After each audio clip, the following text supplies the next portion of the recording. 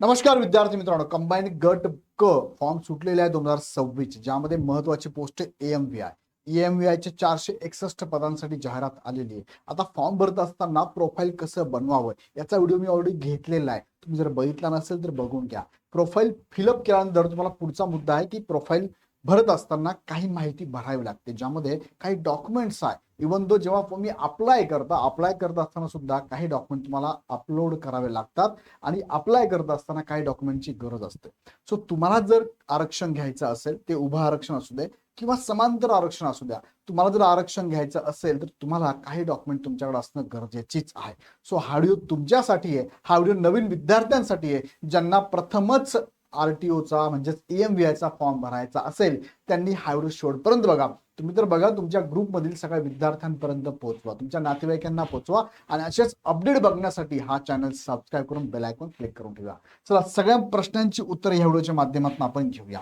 तत्पूर्वी मी तुम्हाला सांगू इच्छितो की इग्नाइट अकॅडमी नेहमीच EMVI साठी म्हणजेच मेकॅनिकलच्या विद्यार्थ्यांसाठी मार्गदर्शन करत आलेलं आहे. तर इग्नाइट अकॅडमीची नवीन तिसरी बॅच आरंभ 3.0 आपण चालू करत आहोत. मराठी आणि इंग्लिश माध्यमामध्ये बॅच अवेलेबल आहे. ऑफलाईन पुणे, छत्रपती संभाजीनगर आणि नाशिकला अवेलेबल आहे. ऑफलाईन पण आहे, ऑनलाईन पण आहे. ह्या दोन्ही बॅचेस आपण चालू करत आहोत. 29 जुलैपासून म्हणजे 29 जून पासून म्हणजे सोमवारपासून बॅच चालू होते. याचे डेमो लेक्चर तुम्हाला युट्यूब वरती अवेलेबल, एकदा बघून घ्या. ही बॅच तुम्ही आता जर पहिल्या 500 विद्यार्थ्यांमध्ये घेतली तर 30% ऑफ म्हणजे RTO 30 नावाने कोड वापरा आणि लगेच बॅच एनरोल करा. आता लगेच खाली डिस्क्रिप्शन मध्ये ऍपची लिंक दिली, ऍप डाउनलोड करा आणि बॅच जॉईन करा. तर या बॅच मध्ये तुम्हाला PDF स्वरूपात नोट्स आहे, PPT स्वरूपातल्या नोट्स आहेत, तुम्हाला test series topic wise subject wise full length आहे. स्टेट बोर्डच्या टेस्ट सिरीज पण अवेलेबल आहे. 1-to-1 काउन्सिलिंग पण अवेलेबल आहे. कुठे कुठे जायची गरज नाही, लगेच जॉईन करा. चला, मुख्य मुद्द्याकडे घेऊन जातो. बघा, जाहिरात आली आहे 17/2026 म्हणजे 2026 ची पूर्व परीक्षेची जाहिरात आहे. 2619 पद आहे टोटल. ऑनलाईन परीक्षा होणार आहे. परीक्षा 27 सप्टेंबरला होणार आहे. 461 पद हे EMVI या पदासाठी अर्थात सहाय्यक मोटर वाहन निरीक्षक गट क यासाठी आलेली आहे. फॉर्म भरण्याची प्रोसेस बघा 27 जून पासून चालू आहे. 17 जून पर्यंत, जुलैपर्यंत म्हणजे 20 दिवसामध्ये तुम्हाला फॉर्म भरायचा. फॉर्म कसा भरायचा, प्रोफाईल कसं बनवायचं व्हिडिओ झालाय. कसं अप्लाय करायचं, फॉर्म कसा भरायचा त्याचा व्हिडिओ उद्या परवा माझा येणार आहे. तो व्हिडिओ बघितल्याशिवाय पुढे जाऊ नका, कारण टेक्निकल काही गोष्टी चुकीच्या असू शकतात. आता मुख्य मुद्द्याकडे घेऊन जातो. डॉक्युमेंट्स कोणकोणती लागतात. तुम्ही जर आता करंट 2026 ही ऍड बघितली तर ह्या ऍड मध्ये 9.2 या पॉइंट वरती त्यांनी डॉक्युमेंट सांगितलेले आहेत. आता डॉक्युमेंट कुणाला फॉर्म भरताना अपलोड करायचे आणि कुणाला अपलोड करायचे त्याबद्दल पण त्यांनी डिटेलमध्ये यामध्ये सांगितलं. ते पण थोडक्यात आपण बघूया की कोणकोणत्या कॅन्डिडेटला डॉक्युमेंट अपलोड करायचे आहे. बघा, प्रोफाईल मध्ये केलेल्या विविध दाव्यांच्या अनुषंगाने पूर्व परीक्षेकरिता अर्ज सादर करताना 1 नंबर स्पोर्ट पर्सन, 2 नंबर दिव्यांग, 3 नंबर माजी सैनिक, 4 नंबरला अनाथ, 5 नंबरला पदवीधर अंशकालीन, 6 नंबरला प्रकल्पग्रस्त, 7 नंबरला भूकंपग्रस्त.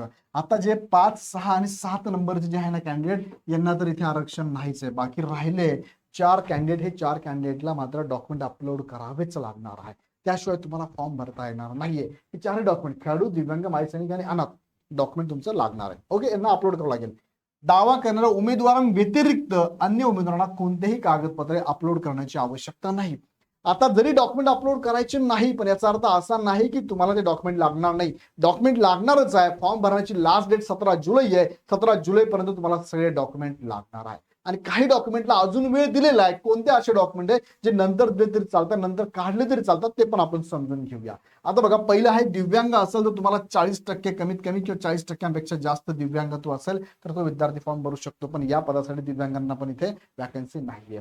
दुसरं आहे पात्र माजी सैनिक असाल तुम्ही तर त्याचं डॉक्युमेंट तुम्हाला लागणार आहे.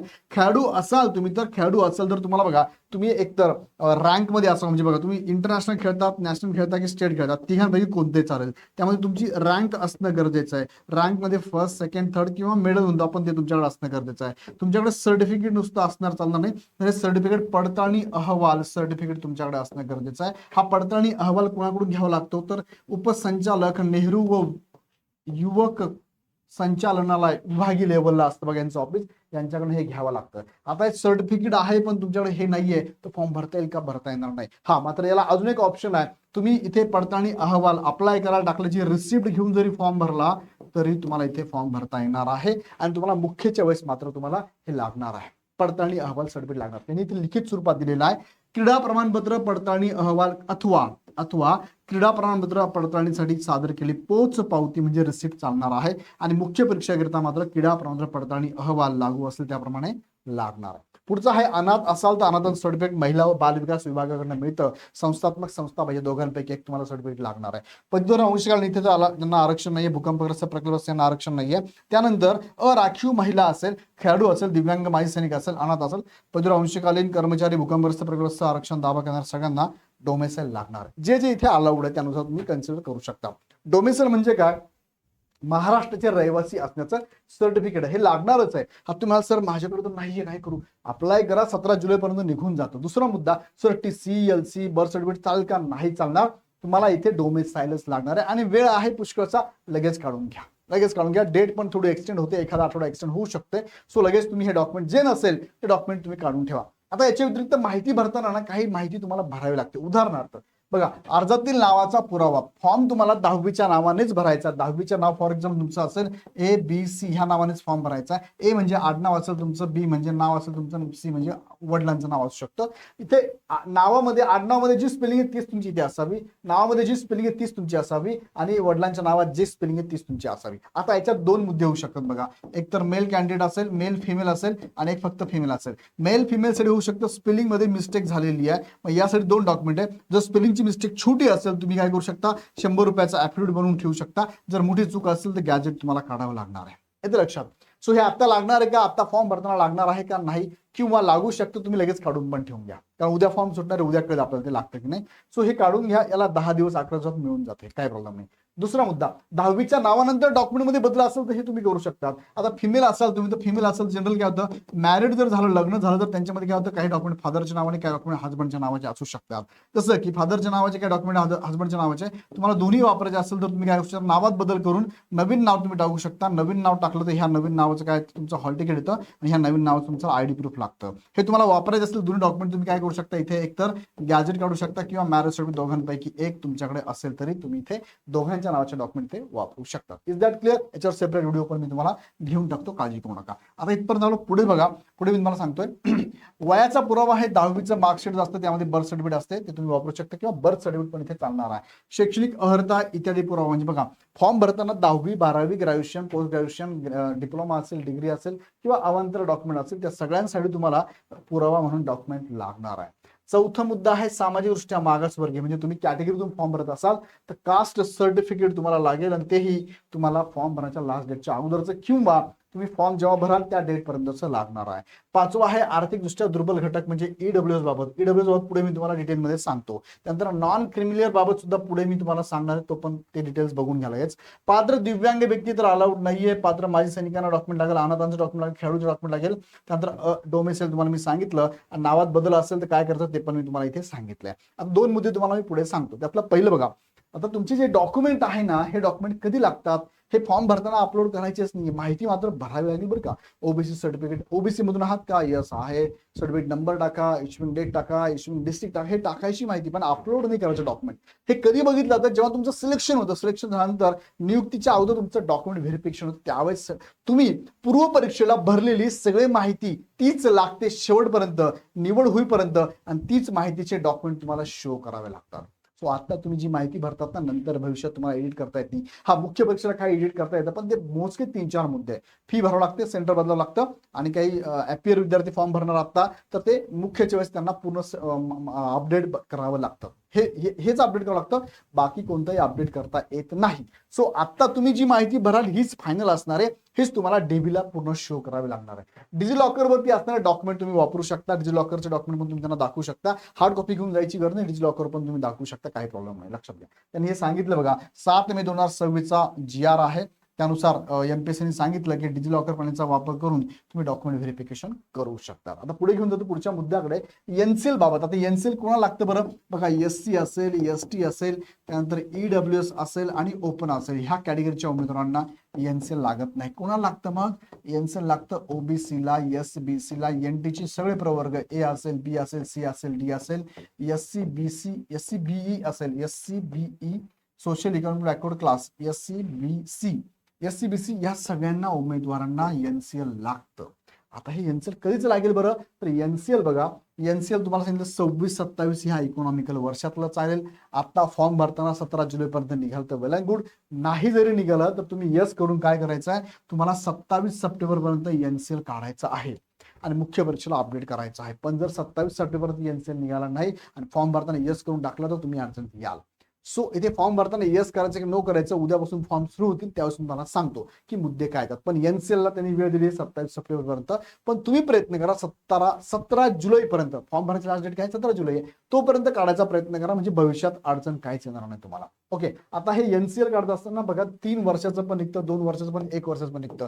ऑलरेडी तुम्ही जर काढून ठेवलेलं असेल, यस तुमच्याकडे आहे आणि त्यामध्ये 2026-27 हे वर्ष येत असेल, तुम्हाला नवीन काढायची गरज नाही. पण ज्यांच्याकडे नाहीच आहे किंवा ज्यांच्याकडे आहे पण ते सर आउटडेट झालेलं म्हणजे एक्सपायर झालंय, कधी झालं एक्सपायर, 31 मार्चला एक्सपायर होऊन गेलं 2026ला, ते चालणार नाही. पण तुमच्याकडे नसेल तर आता तुम्ही काढू शकता. त्याला डेडलाईन त्यांनी काय दिली आहे, 27 सप्टेंबरपर्यंत दिली आहे. पण तुम्ही प्रयत्न करा 17 जुलैपर्यंतच काढून घ्या आणि ते अपलोड करून टाका. ओके, हे झालं एनसीएल बाबत. एनसीएल बद्दल काही अडचण नाही. आता पुढे घेऊन जाऊ तुम्हाला. लिपिक साठीच फक्त काय आहे, यांना आरक्षण मिळणार. सो लिपिकचं तर मी तुम्हाला सांगत नाहीच आहे.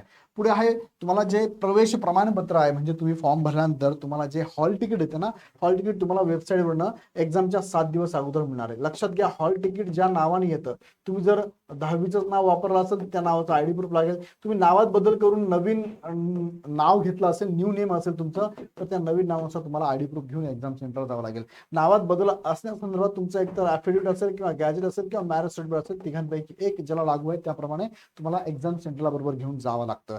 परीक्षेच्या 3 दिवस अगोदर प्रवेशपत्र प्राप्त न झाल्यास अर्ज केल्याच्या आवश्यक पुराव्यासह तुम्ही आयोगाला संपर्क करू शकता. आणि एक मूळ ओळखपत्र तुम्हाला एक्झामच्या वेळेस अजून घेऊन जायचं आहे. ते कोणकोणतं असू शकतं, त्यामध्ये आधार कार्ड असेल, निवडणूक आयोगाचे ओळखपत्र असेल, पासपोर्ट असेल, पॅन कार्ड असेल किंवा स्मार्ट प्रकारचं ड्रायव्हिंग लायसन्स असेल. यापैकी कोणतंही एक डॉक्युमेंट तुम्ही एक्झामला जाताना हॉल तिकीट बरोबर घेऊन जायचं आहे. त्यानंतर बघा, नावात बदल असेल तर तुम्हाला मी सांगितल्याप्रमाणे त्या व्यक्तींना हे डॉक्युमेंट आवश्यक आहे. यामध्ये काही शंका असेल मला कमेंटमध्ये टाका, सेपरेट नवीन व्हिडिओ तुमच्यासाठी मी नक्की घेऊन येतो. आता कॅटेगरी मधून आरक्षण जर घ्यायचं असेल तर हे 3 डॉक्युमेंट तुम्हाला मस्ट आहे. बघा, लागू असेल त्याप्रमाणे बघा, मी तुम्हाला मगाशी सांगितल्याप्रमाणे SC ST EWS आणि ओपनला एनसीएल लागत नाही, बाकीच्यांना लागतं. ह्या 3 डॉक्युमेंट पैकी एक डॉक्युमेंट जर नसेल किंवा लागू असेल प्रमाणे 2 पैकी एक जर डॉक्युमेंट नसेल तर तुम्हाला आरक्षणामधून तुमचा विचार केला जात नाही. तुम्ही जर व्हॅलिडी तुमच्या बाकी सगळ्या गोष्टी असेल, तुमचा विचार ओपन मधनं केला जातो, हे पण लक्षात घ्या. आता कास्ट व्हॅलिडिटी तुमच्याकडे असेल तर वेल अँड गुड, नसेल तरी काही प्रॉब्लेम नाहीये. सिलेक्शन झाल्यानंतर 6 महिन्यात दिलं तरी चालतं, पण वैध कागदपत्र नसतील तुमचा विचार कॅटेगरी मधून केला जात नाही. आता ह्या डॉक्युमेंटमध्ये तुमच्याकडे कोणकोणते डॉक्युमेंट लिस्टिंग करा. त्यात काही अडचण असेल तर मला कमेंटमध्ये टाका. तुम्ही जी अडचण टाकेल स्पेसिफिक जरी टाकली तुम्ही, सर मी महिला आहे, मी मॅरिड आहे, माझ्यासाठी कोणते डॉक्युमेंट लागतात, सर मी ओबीसी मधून आहे, महिला आहे, मॅरिड आहे, मला कोणते डॉक्युमेंट लागतील, सर मी ओबीसी मधून आहे, मी स्पोर्ट पर्सन आहे, मला कोणते डॉक्युमेंट लागतील, तुम्हाला नाही कळले तुम्हाला कमेंटमध्ये टाका किंवा डायरेक्ट प्रश्न विचारा, सर हे काय असतं, त्याचं उत्तर मी तुम्हाला नक्की देईल. आता SC-BCचा विचार केला तर कॅटेगरी सर्टिफिकेट जे SC-BC लागते बघा. SC-BC कुणासाठी, तर ओपन मधून जे विद्यार्थी मराठा कॅन्डिडेट आहे यांच्यासाठी हे SC-BC 10% आरक्षण त्यांना मिळतं. सो भेटत असेल तर नक्कीच काढून घ्या. तुम्हाला एज मध्ये रिलॅक्सेशन आहे, फी मध्ये पण सवलत आहे आणि जागा तुम्हाला सुद्धा वाढून मिळतात, 10% जागा एक्स्ट्रा मिळतात तुम्हाला. सो त्यानंतर दुसरं काय कागदपत्र कोणती लागतात, तर याला बघा SC-BC सर्टिफिकेट लागतं, ज्याला आपण कास्ट सर्टिफिकेट म्हणतो, हे लागतं. आणि दुसरं याच्यावर तुम्हाला एनसीएल पण लागणार आहे. हे एनसीएल ऍज इट इज 3 वर्ष, 2 वर्ष, 1 वर्षाचं व्हॅलिड असणार चालतं, ज्यामध्ये 26-27 वर्ष असावं लागेल. कुणाच्या नावाचं असेल तर उमेदवार जो फॉर्म भरतोय ना त्या उमेदवाराच्या नावाचेच हे डॉक्युमेंट असणं गरजेचं आहे. उत्पन्नाची अट यासाठी 8 लाखापर्यंत आहे. आणि कुणाचे उत्पन्न पकडायचं, तर फॅमिलीचा जो मेन पर्सन आहे, जसे की तुमचे वडील असतील त्यांचं उत्पन्न एकत्रित पकडायचं, वडील आई असेल त्यांचं उत्पन्न पकडायचं, ते 8 लाख किंवा 8 लाखाच्या आत असेल तुम्हाला तुमचं एनसीएल काढता येतं. उत्पन्नाचा दाखला वडिलांच्या नाव असेल, वडिलांच्या नावाने असेल, पण एनसीएल जे असेल ना ते तुम्ही उमेदवाराच्या नावाचं काढायचं आहे. सेम तुम्हाला ईडब्ल्यूएसचा जरी विचार केला आपण तर ईडब्ल्यूएस सुद्धा तुम्हाला बा ओपन मधले मराठा कॅन्डिडेट जर सोडले, मराठा कॅन्डिडेट सोडून उर्वरित उमेदवारांना काय आहे ईडब्ल्यूएस लागू आहे, 10% आरक्षण आहे. कागदपत्रे कोणती लागतात, तर याला एकच लागतं, ईडब्ल्यूएस कास्ट सर्टिफिकेट लागतं. हे व्हॅलिड असतं फक्त 1 इयर पर्यंत, कधी काढा तुम्ही त्या पुढच्या वर्षाच्या 31 मार्च पर्यंत हे संपून जातं, एक्सपायर होऊन जातं, दरवर्षी काढावं लागतं. तुम्ही आता काढलं तर 31 मार्च 2027 पर्यंत व्हॅलिड असणार आहे. कुणाच्या नावाचा असावं, तो उमेदवाराच्या नावाचाच असावं, वडिलांच्या नावाचं काढायचं नाहीये. उत्पन्न फक्त वडिलांच्या नावाचं घ्यायचंय, ते 8 लाख किंवा 8 लाखाच्या आत असावं लागतं आणि उमेदवाराच्या नावाने तुम्हाला एनसीएल काढायचं आहे. ओके, त्यानंतर ईडब्ल्यूएस कॅटेगरीसाठी सवलत मिळणार का, तर येस, ईडब्ल्यूएस जसं एनसीएलला मी तुम्हाला सांगितलं 27 सप्टेंबर पर्यंत त्यांनी सांगितलंय, तो पूर्वी काढलं तरी चालतंय, म्हणजे पूर्व परीक्षा होण्याच्या अगोदरपर्यंत काढलं तरी चालतंय. इथे सुद्धा तुम्हाला तीच सवलत त्यांनी दिली आहे, 27 सप्टेंबर 2026 पूर्वी काढलं तरी चालतंय. पण मी तुम्हाला सांगतो, प्रयत्न करा 17 जुलैपर्यंत काढायचा. 17 जुलैपर्यंत काढून ते अपलोड करून त्याची माहिती भरली तर वेल अँड गुड, भविष्यात काही अतिरिक्त प्रॉब्लेम येणार नाही. सो हे दोघी गोष्टी लक्षात घ्या, एनसीएलला आणि ईडब्ल्यूएस सर्टिफिकेटला 27 सप्टेंबर पर्यंत काय त्यांनी वेळ दिलेला आहे. समांतर आरक्षण तुम्हाला मी सांगितलं, या एएमव्हीआय ह्या पदासाठी तुम्हाला बघा, अनाथ, दिव्यांग खेळाडू, दिव्यांग पण चालत नाही, दिव्यांग सोडून देऊ आपण, महिला आरक्षण आहे, खेळाडू आहे, अनाथ आहे आणि माजी सैनिक हे फॉर्म भरू शकतात. यात काही शंका असेल मला कमेंट बॉक्समध्ये नक्की कळवा. आणि परत जाताना सांगू इच्छितो की नवीन बॅच चालू झाली, 3 महिन्यामध्ये टू द पॉईंट अभ्यास तुम्हाला जर करायचा असेल तर कॉन्फिडन्सनी सांगतो, विश्वासाने सांगतो, आत्मविश्वासाने सांगतो, आमची टीम तुम्हाला नाराज करणार नाही. तुमचीच पोस्ट आहे ही एएमव्हीआय पोस्ट घ्यायचीच आहे, कारण 2020 नंतर डायरेक्ट 6 वर्षांनी ही पोस्ट आलेली आहे. सो ही तुमची ड्रीम पोस्ट असेल तर लगेच तयारी लागा. तुमची तयारी झाली असेल, केली असेल, करत असाल, कुठे असाल तरी पण मी तुम्हाला सांगतो की ही बॅच लगेच जॉईन करा. ह्या बॅच मध्ये तुम्हाला टू द पॉइंट गाईड करणारी पूर्ण टीम आहे. ज्यांनी 2दा ही एएमव्हीआय ची पोस्ट क्रॅक केली आहे असे धनंजय कचाले सर तुम्हाला इथे पूर्णतः लीड करत आहे. त्यांच्यावर ही टीम पूर्ण तुम्हाला गाईड करणार आहे. काळजी करू नका, ह्या वर्षीचा गुलाल तुमचाच असणार आहे. अधिक माहितीसाठी तुम्ही लगेच आमच्या हेल्पलाईन नंबरला कॉल करू शकता. अदरवाईज ॲपची लिंक खाली डिस्क्रिप्शन दिलेली, लिंक डाउनलोड करा, ॲप डाउनलोड करा, त्यातनं हवी ती बॅच लगेच जॉईन करा. व्हिडिओ आवडला तर नक्की नक्की लाईक करा. अजून काही प्रश्न असू द्यात खाली कमेंट बॉक्समध्ये नक्की टाका. तुमच्या विद्यार्थी मित्रांना ग्रुपमध्ये नक्की शेअर करा. आणि पुढचे अपडेट बघण्यासाठी चॅनल सबस्क्राईब करून बेल आयकॉन क्लिक करा. पुन्हा व्हिडिओ आपण नेक्स्ट व्हिडिओमध्ये. धन्यवाद.